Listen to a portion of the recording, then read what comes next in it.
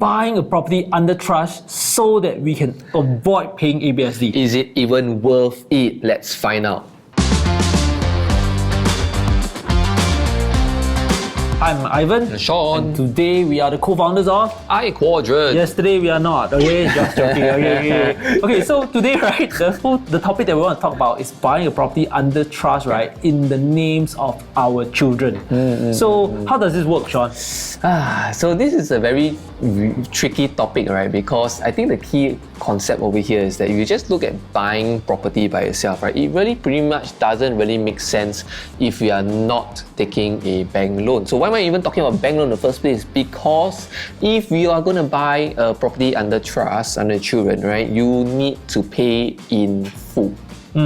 What's your thoughts about paying a property in full? Well, if you talk about the returns, right, the rental returns of a property, right now in the Singapore context is roughly about 2+% to 3+% rental yield. 3+ if you really get a good deal, I guess.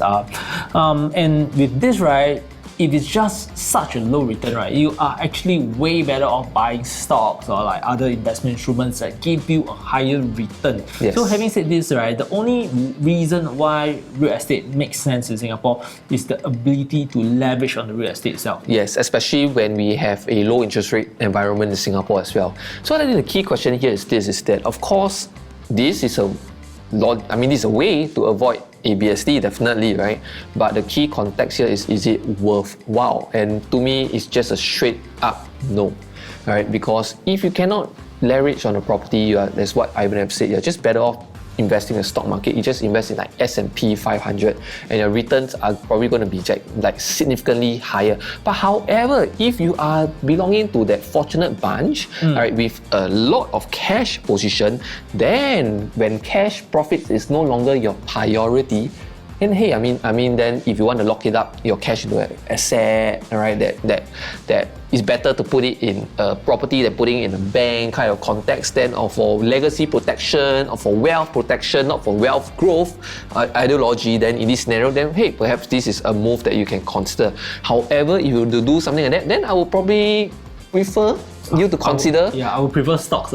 Stocks. If not, then if you want to go into property, then maybe you want to prefer to go into at least at least a minimally a freehold property. I think I'm usually not too particular about 99 years of freehold, but given the fact that if your kid is like 2-3 years old, alright, and it's going to be locked up to 21-year-old, means you're going to hold for like 20 years, then you don't want to have at least the leasehold factors working against you. Alright, so at least in this scenario, I think that you should at least go for a freehold. If you can just go for a bigger quantum like landed property, I think at least that will probably hold its value way better in the long run. Let's change the context a bit. What if your kids is like gonna be like 18 years old and and by 21, right, you can actually sell off the property, right? Would you still do this move?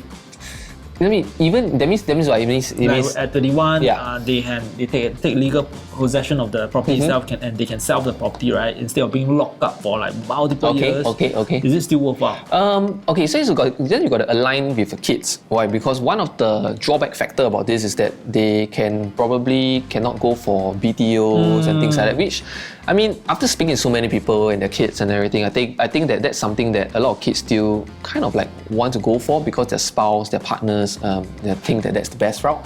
All right, but of course that's where then I think alignment with the children, that becomes even more of a more important factor than even the property investment itself. I 100% agree, but to be frank, I never even go there because I still don't believe in like fully paying for property itself. Alright. So all in all, yes, it's possible to buy under trust. Possible. Is it advisable? Not my cup of tea. Nope, 100% no for me. So once again, I'm Ivan. I hope you have learned something from this video. Yes. Alright. And this is Sean. I'm Sean, right? So we'll see you in the next video. Bye.